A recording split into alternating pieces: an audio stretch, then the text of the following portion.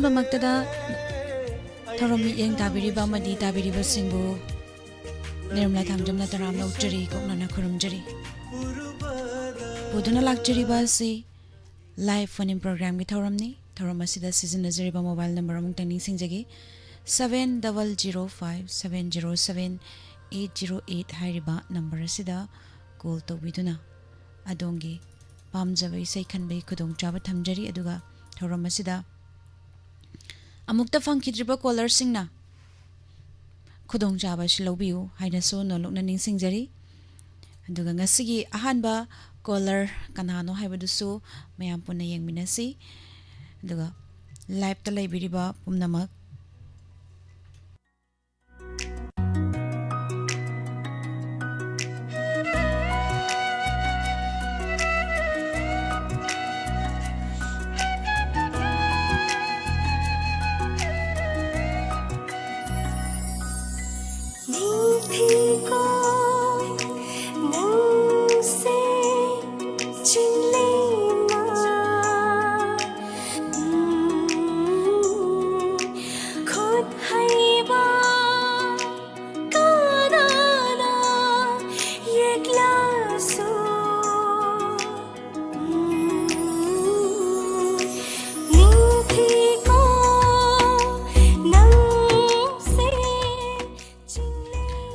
ꯂꯥꯏꯚꯇ ꯂꯩꯕꯤꯔꯤꯕ ꯄꯨꯝꯅꯃꯛꯄꯨꯁꯨ ꯇꯔꯥꯝꯅ ꯑꯣꯛꯆꯔꯤ ꯉꯁꯤꯒꯤ ꯐꯦꯁꯕꯨꯛ ꯄꯦꯖꯇ ꯂꯩꯕꯤꯔꯤꯕ ꯄꯨꯝꯅꯃꯛꯄꯨꯁꯨ ꯇꯔꯥꯝꯅ ꯑꯣꯛꯆꯔꯤ ꯆꯤꯕꯔꯖꯦꯁꯣꯔꯤ ꯇꯈꯦꯜ ꯆꯪꯕꯝ ꯏꯃꯥ ꯑꯩꯁꯦ ꯁꯣꯕꯤꯇꯥ ꯅꯥꯎꯔꯣꯏꯕ ꯏꯃꯥ ꯁꯣꯕꯤꯇꯥ ꯁꯤꯃꯥ ꯇꯔꯥꯝꯅ ꯑꯣꯛꯆꯔꯤ ꯋꯥꯍꯦꯡꯕꯝ ꯆꯤꯕꯔꯃꯦꯁꯣꯔꯤ ꯇꯈꯦꯜ ꯆꯪꯕꯝ Permesori Wahengbam, Matomi Matsamutum Taram Nokchari Rebecca Kangjam Terminator 2, Vidyarani Taram Nokchari Ngasigi Thoramasa Saruk Yabiriba. Duga Facebook da Laibiriba, Lamganba Maitei Taram Nokchali Okchari.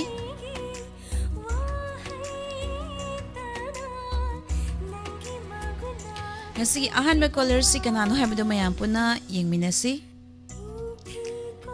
Hello. Hello. Taram Nokchari Ming Laifam Haibiu. Ay yari pong nung mayay kay dikine. Ming nakari kau bibagi. Ay landhoni ko eh.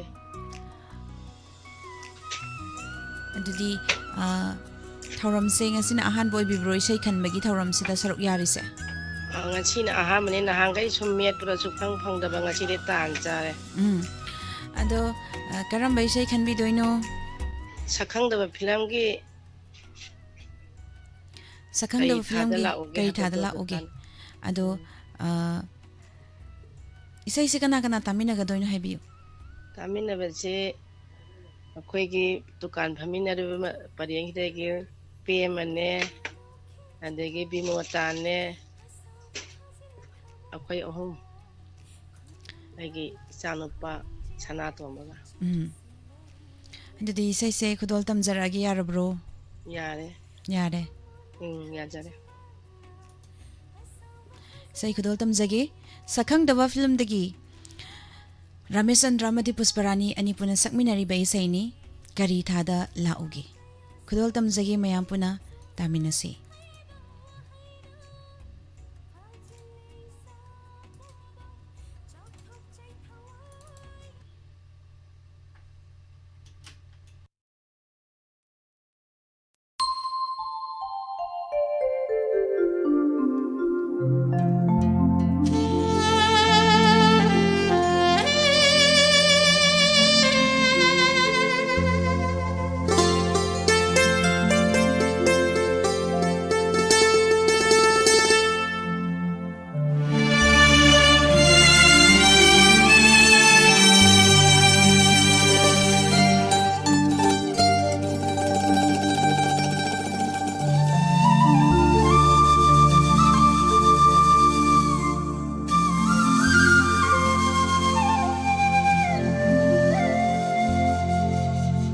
करी थाद लाओगे मेरा थाद लाक्सिरा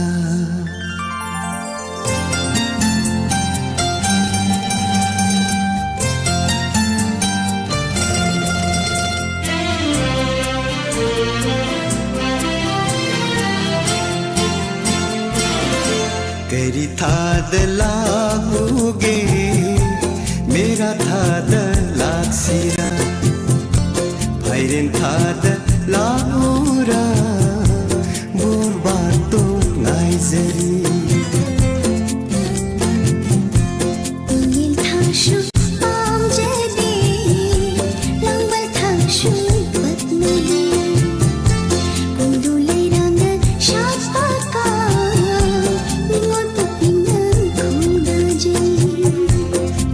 थाद लागूगे मेरा थाद लागसिरा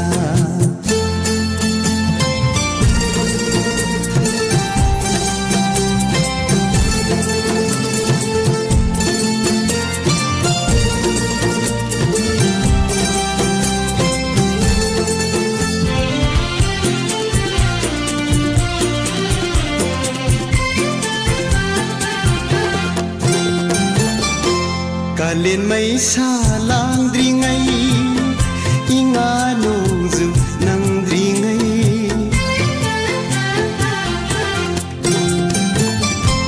Ngay zeram ge laira sangga kawigan pamubi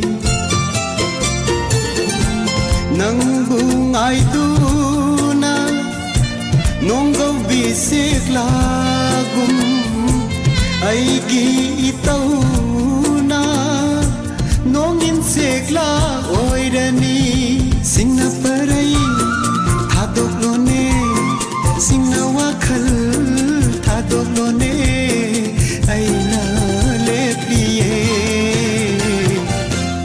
ingil thashu pam jedi langbal thashu patmedi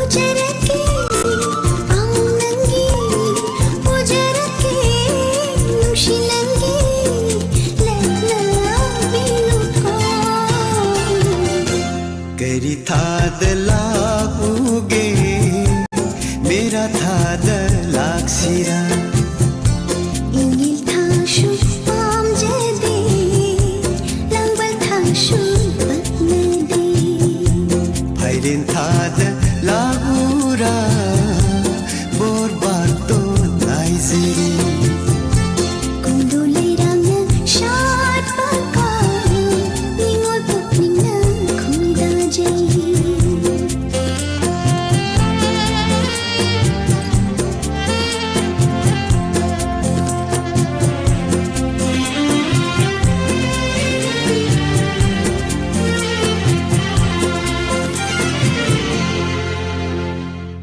Thagachari me apumnamak taramasida saruk yabiriba tongan ba platform singda midyang tabiriba pumnamak taramnok chari Kaka Samarendra Haigruzam taramnok chari ibung naubi oinam sing Facebook da laibiriba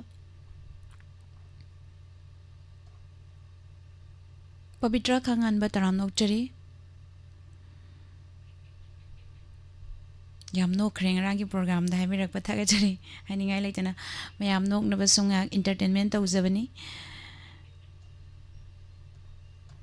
Daga YouTube da laibiriba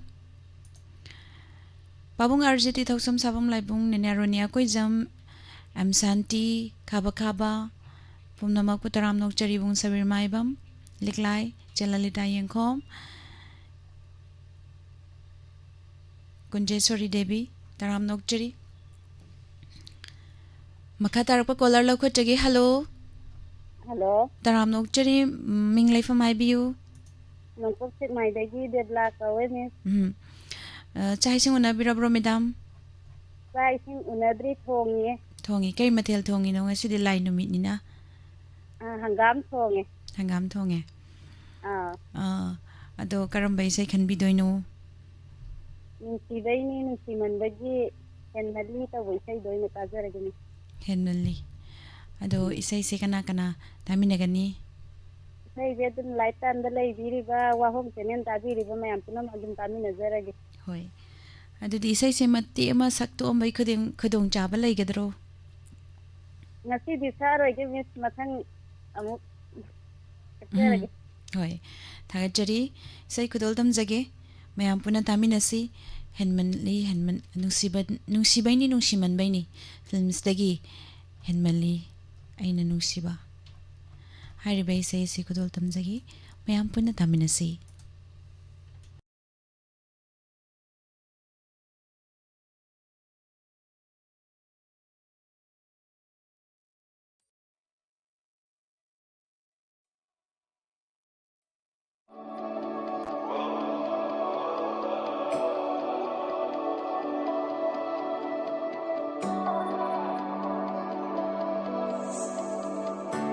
ꯋꯥꯈꯜꯗ ꯐꯥꯎꯔꯤꯕ ꯍꯥꯏꯗꯣꯛꯄ ꯉꯝꯗꯕ ꯋꯥꯍꯩ ꯑꯩꯒꯤ ꯍꯥꯏꯅꯤꯡꯅ ꯈꯪꯖꯕ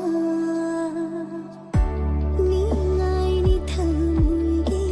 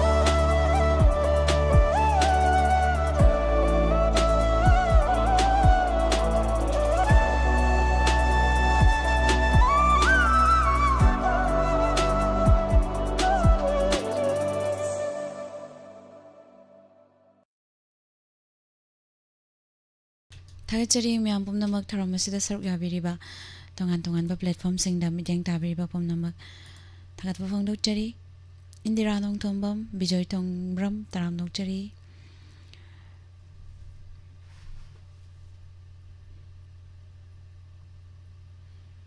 ꯊꯥꯒꯠꯆꯔꯤ ꯃꯌꯥꯝ ꯄꯨꯝꯅꯃꯛ ꯊꯧꯔꯝ ꯑꯁꯤꯗ ꯁꯔꯨꯛ ꯌꯥꯕꯤꯔꯤꯕ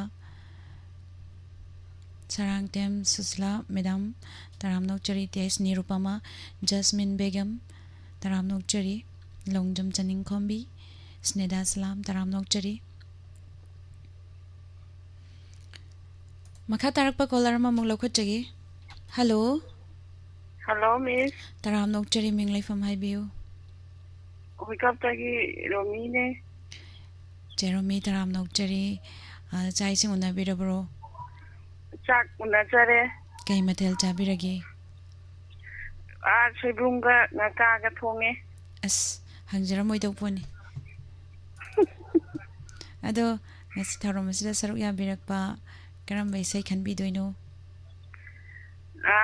ꯃ꯭ꯌꯨꯖꯤꯛ ꯑꯦꯜꯕꯝ ꯐꯤꯂꯝꯗꯒꯤ ꯑꯦꯜꯕꯝꯗꯒꯤ ꯑꯦꯖꯦ ꯃꯩꯁꯅꯥꯝꯅ ꯁꯛꯄ ꯅꯪꯁꯦꯅ ꯇꯧꯕ ꯄꯨꯁꯄꯥꯔꯥꯅꯤꯒ ꯇꯧꯕꯗꯣ ꯑꯝꯇ ꯇꯥꯖꯒꯦ ꯅꯪꯁꯤ ꯊꯋꯥꯏꯅ ꯈꯣꯏꯗꯥꯕ ꯂꯩꯔꯥꯡꯅꯤ ꯇꯧꯕꯗꯣꯀꯣ ꯍꯣꯏ ꯍꯣꯏ ꯍꯣꯏ ꯑꯗꯣ ꯏꯁꯩꯁꯦ ꯀꯅꯥ ꯀꯅꯥ ꯇꯥꯃꯤꯟꯅꯒꯗꯣꯏꯅꯣ ꯀꯔꯤ ꯂꯥꯏꯐ ꯆꯥꯔꯠꯇ ꯑꯗꯨꯝ ꯂꯩꯔꯤꯕ ꯃꯌꯥꯝꯒ ꯑꯗꯨꯝ ꯄꯨꯟꯅ ꯇꯥꯃꯤꯟꯅꯖꯔꯒꯦ ꯍꯣꯏ ꯑꯗꯣ ꯏꯁꯩꯁꯦ ꯃꯇꯦꯛ ꯑꯃ ꯉꯪꯊꯣꯛꯄꯒꯤ ꯈꯨꯗꯣꯡꯆꯥꯕ ꯂꯩꯒꯗ꯭ꯔꯣ ꯉꯪꯕꯗꯤ ꯑꯗꯨꯗꯤ ꯐꯥꯗꯤꯌꯦ ꯑꯐꯥꯕꯗ ꯉꯪꯉꯒꯦ ꯍꯣꯏ ꯍꯣꯏ ꯊꯥꯒꯠꯆꯔꯤ ꯎꯝ ꯏꯁꯩ ꯈꯨꯗꯣꯜ ꯍꯣꯏ ꯍꯣꯏ ꯍꯣꯏ ꯇꯝꯖꯔꯛꯑꯒꯦ ꯃꯌꯥꯝ ꯄꯨꯟꯅ ꯇꯥꯃꯤꯟꯅꯔꯁꯤ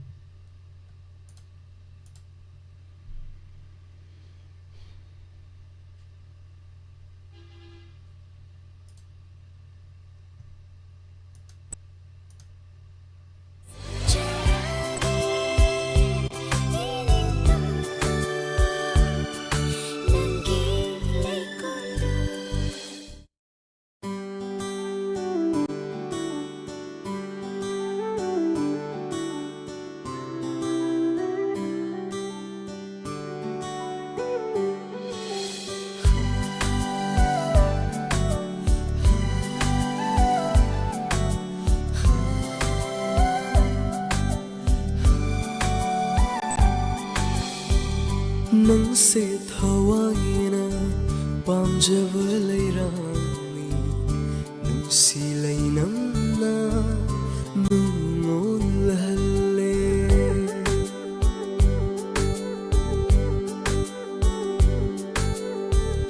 ꯅꯪꯁꯦ ꯊꯋꯥꯏꯅ ꯄꯥꯝꯖꯕ ꯂꯩꯔꯥꯡꯅꯤ ꯅꯨꯡꯁꯤ ꯂꯩꯅꯝꯅ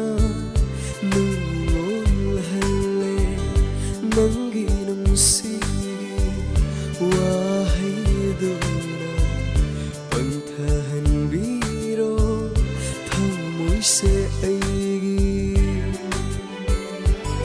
ꯂꯩꯖꯔꯒꯦ ꯂꯩꯔꯥꯡ ꯇꯥꯗ ꯈꯣꯏꯃꯨꯒꯨꯝ ꯅꯪꯁꯨ ꯊꯃꯣꯏꯅ ꯈꯣꯏꯗꯥꯕ ꯈꯣꯏꯃꯨꯅꯤ ꯌꯣꯝꯁꯤꯟꯕꯤꯔꯣ ꯑꯩꯕꯨ ꯅꯪꯒꯤ ꯅꯨꯡꯁꯤꯕꯅ ꯁꯥꯠꯆꯔꯒꯦ 이닝tam나 ꯅꯪꯒꯤ ꯂꯩꯀꯣꯜꯗ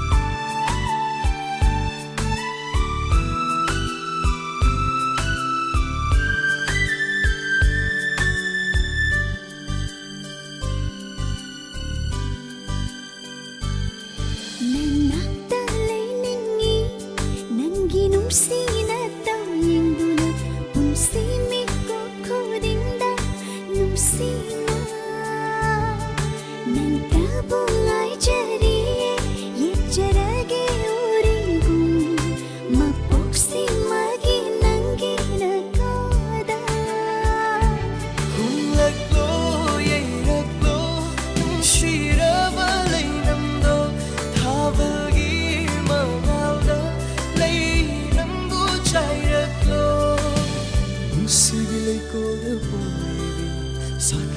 थावल मनादा येंजेगे पेना नंजेगे नकादा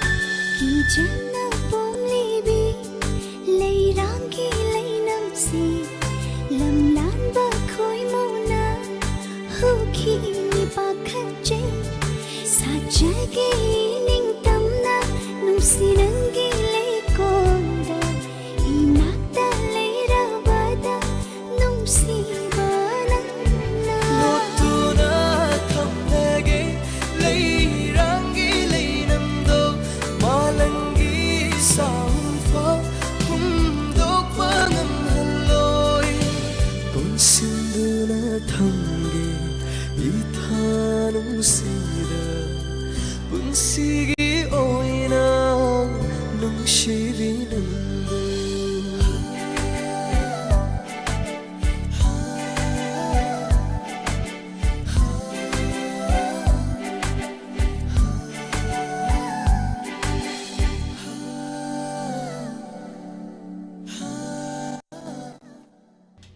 Thagachari mayam pumnamak nongna lengsan birakliba Kelvin Laishram taram nokchari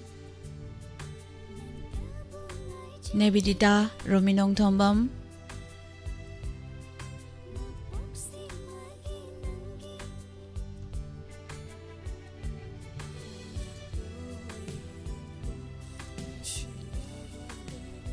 Priya Chandra taram nokchari Facebook ta laibiriba Monica Laishram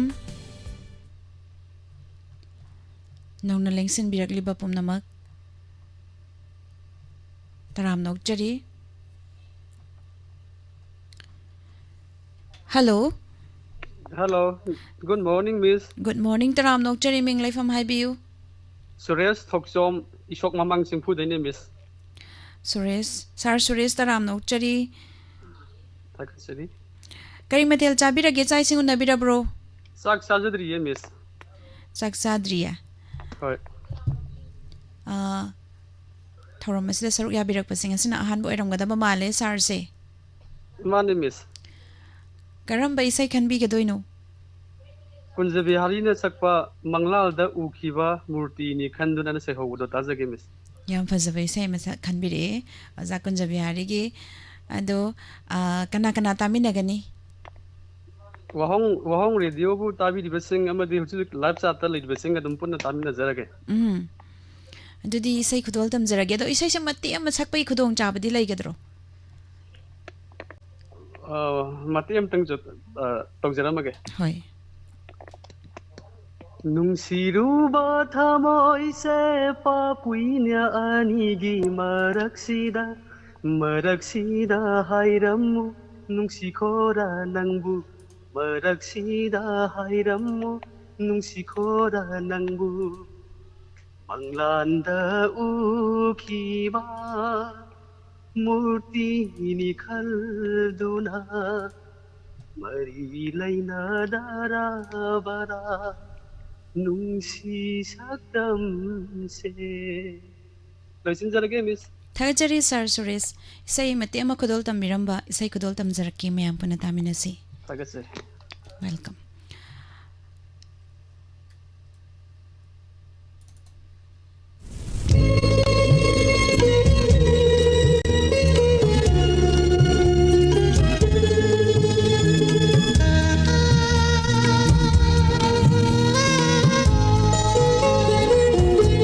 Manglanda ukhiba murti ni khanduna mari laina dara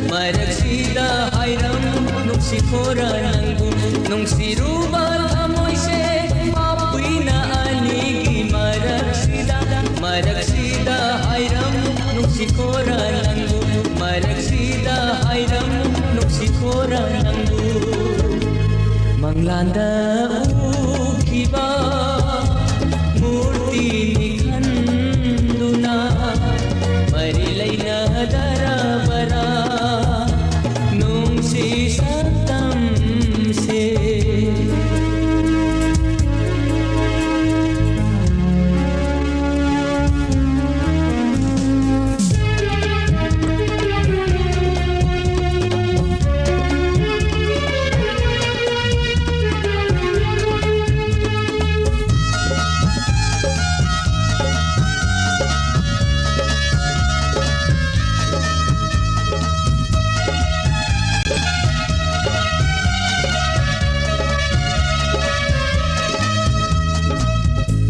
ꯆꯠꯅꯕꯤꯅ ꯑꯣꯏꯍꯜꯂꯦ ꯅꯨꯡꯁꯤꯕꯁꯦ ꯅꯨꯡꯁꯤꯕꯅ ꯍꯥꯏꯔꯔꯅꯤ ꯆꯠꯅꯕꯤꯁꯦ ꯃꯤꯅꯝꯕꯅꯤ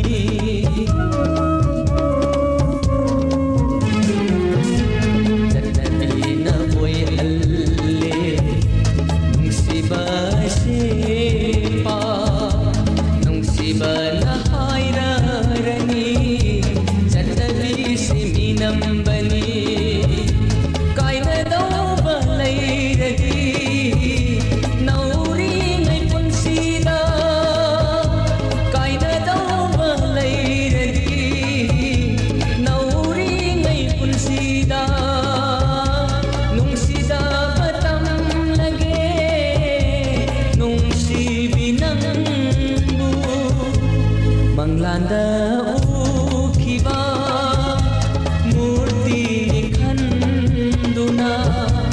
मरी लैना दराबरा नोंसी शतम से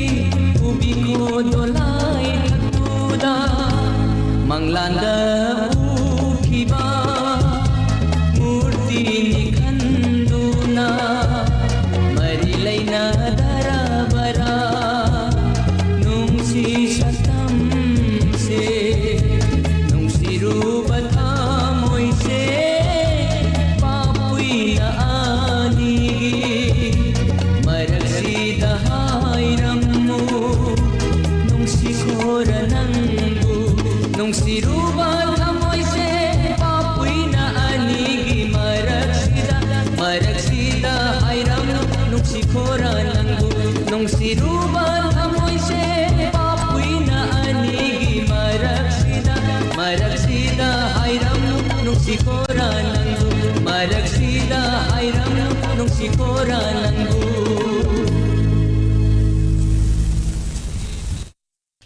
थाजरी मैं पुनमक थरमसिदा सरुक याबिरिबा ngasi गोबर्धन पूजा नमित कमरी लेना पांगथोक चेरिबा Live phone in program ki thoram asida saruk yabiriba pumnamak taramna upchari.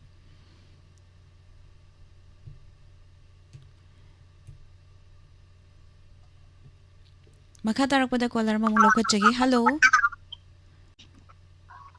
Hello. Phone thanamaga karom jat khrazana. Hello. Hello. Loudspeaker amga that muthat piyo.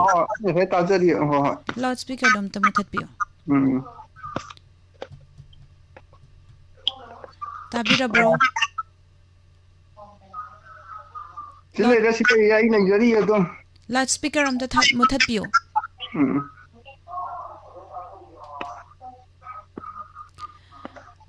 Ming laifam haibiyu. Nokok samai awang lekai tagi. Loudspeaker phone ki loudspeaker to muthat pa haibidra baro. Tabada somda nungai tabagini ko. Amta muthat piyo.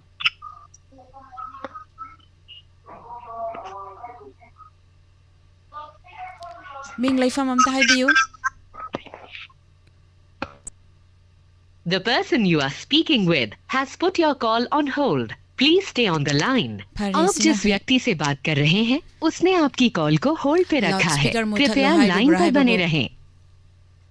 The person you are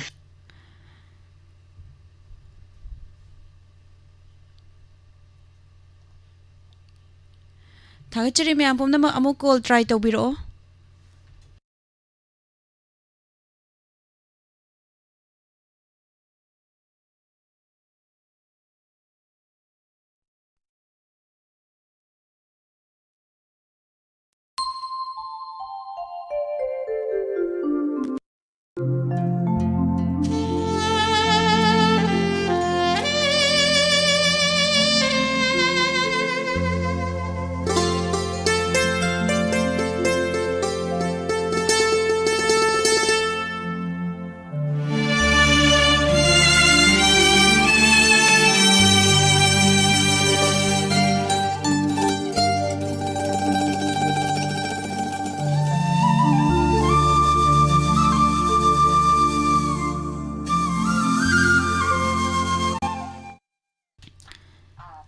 Hello. Hello. Taram dokchari ming laifam haibiyu. Uribok taga manisang. Uripok tagi ima manisang. Mane aduna kuire taujare je phang daga. Hoi. Ado ima kari mathil chabirage. Ai dinga si de sagem po me. As aw mathil ngata. Ado karam baisai khanbi doino. Ai na haibdo wangbagi. Punchi haibdo. Ho punchi chengjel. Punchi chengjel loi de ngai habai do. Yam phajaba isai ni. Doima kana. Khala pasi ai nga se ham gani am nuai. Hoi. Kana tamina ga doino haibiyu. Sana si Elis Baba Kula. San pa penjit. Lakhat talai no mayang banung tajarage. Hoi. Thagachari. Am nuai. Ima khudol tamjage. Mayam puna taminasi. Lehau thabam sam sundar sharma gi mayekta aibam samna sarang le baisai khudol tamjagi masamuna sakpaisai.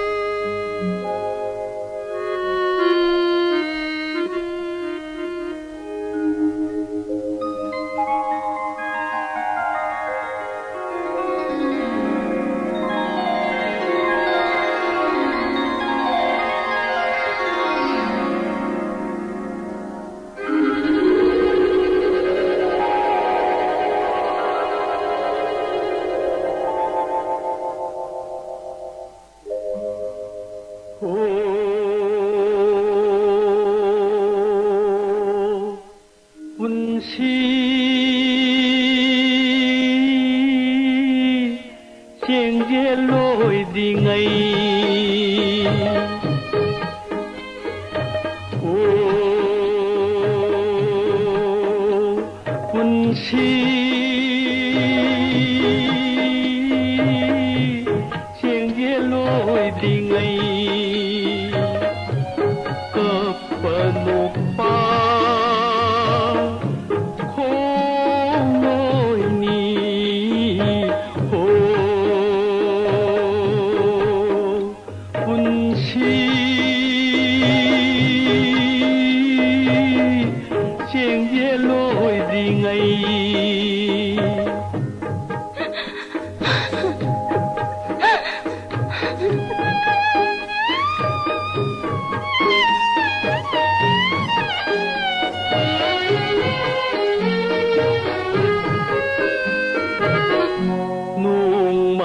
ꯅꯪꯅ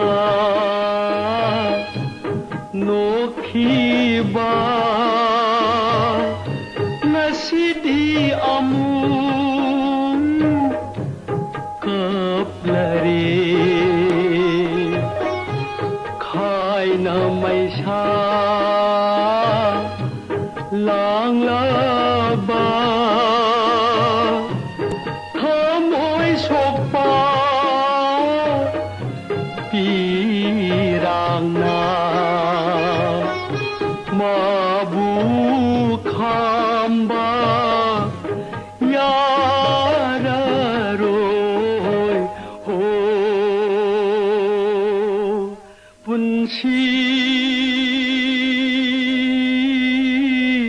쟁제로이 딩아이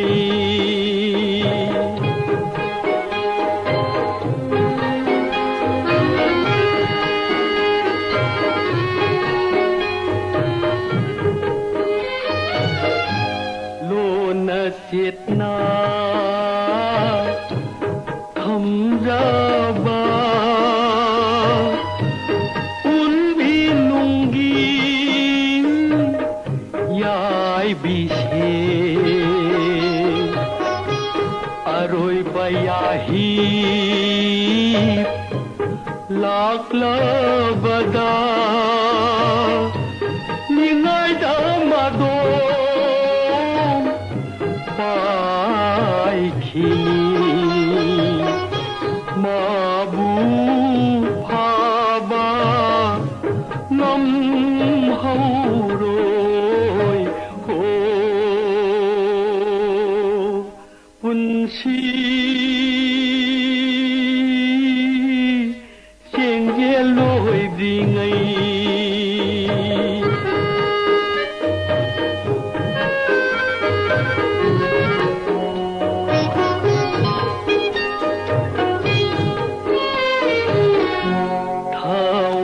Sikla Pai Krabada Malla Haksa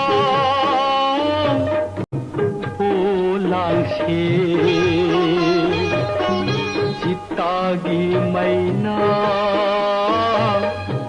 Saklarani Tai Bang Sintha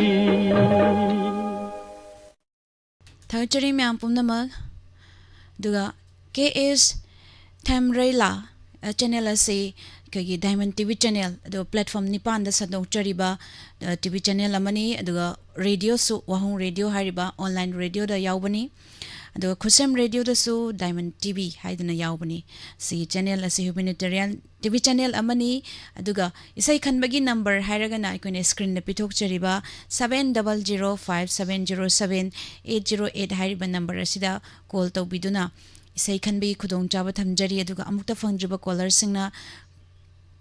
singda khudong chaba pijaba thoram amani KS Thamrela sigi channel kari channel oidoino karamba channel oidoino hai Diamond TV channel ni aikoi gise aduga platform ni panda sandokpa amukta da as a humanitarian TV channel aduga entertainment channel hai tare thagachari hangbirakpagi damakta phone number di screen da leijare aduga asi aroiba caller lokhachagi matam su leitre hello hello taram nokchari ming laifam haibiu ai no pok seng mai awang le kai de jum lem pham naw bo mai te taram nokchari kari sai khan bi ga doino haibiu sadanandana thakpa isai amtang khanja badum hoi hoi khan biu karam bai sai oi doino isai mayangna aigi thamoisina nangonda palamba taradasi nangsu angaubani harangani haiba isai to mutang ado isai se kana kana tamina gadoino aigi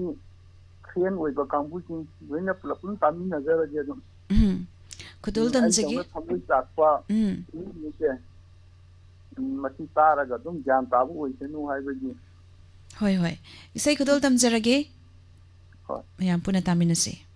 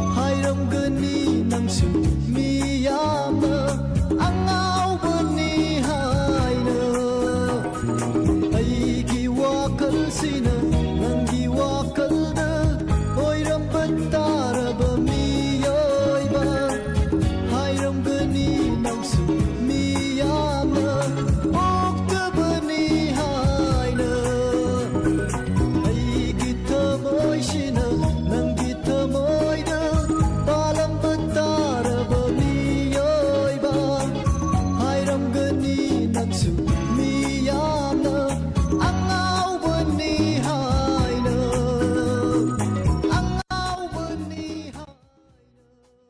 ꯊꯥꯒꯠꯆꯔꯤ ꯃꯌꯥꯝ ꯄꯨꯝꯅꯃꯛ ꯊꯧꯔꯝ ꯑꯁꯤꯗ ꯁꯔꯨꯛ ꯌꯥꯕꯤꯔꯤꯕ ꯃꯇꯝꯅ ꯀꯅꯥꯕꯨꯁꯨ ꯉꯥꯏꯕꯤꯗꯦ ꯁꯨꯝ ꯍꯧꯈꯤꯕꯅ ꯂꯣꯏꯁꯤꯜꯂꯛꯄꯒꯤ ꯄꯨꯡꯖꯥꯗꯨ ꯌꯧꯁꯤꯜꯂꯛꯂꯤ ꯉꯁꯤꯒꯤ live ꯁ꯭ꯇ꯭ꯔꯤꯃꯤꯡꯗ ꯂꯩꯕꯤꯔꯤꯕ ꯑꯃꯗꯤ ꯇꯣꯉꯥꯟ ꯇꯣꯉꯥꯟꯕ ꯄ꯭ꯂꯦꯠꯐꯣꯔꯝꯁꯤꯡꯗ ꯃꯤꯠꯌꯦꯡ ꯇꯥꯕꯤꯔꯤꯕ ꯄꯨꯝꯅꯃꯛꯄꯨ ꯊꯥꯒꯠꯄ ꯐꯣꯡꯗꯣꯛꯆꯔꯤ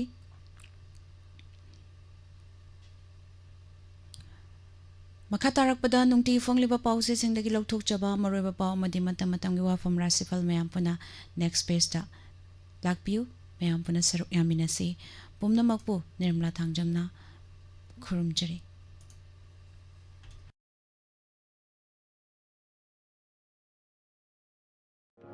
Hangdukchari, Ayush Healing Point, Armani Building Pakhang Lapam Pareng, Kaksing Khunyai Lekai.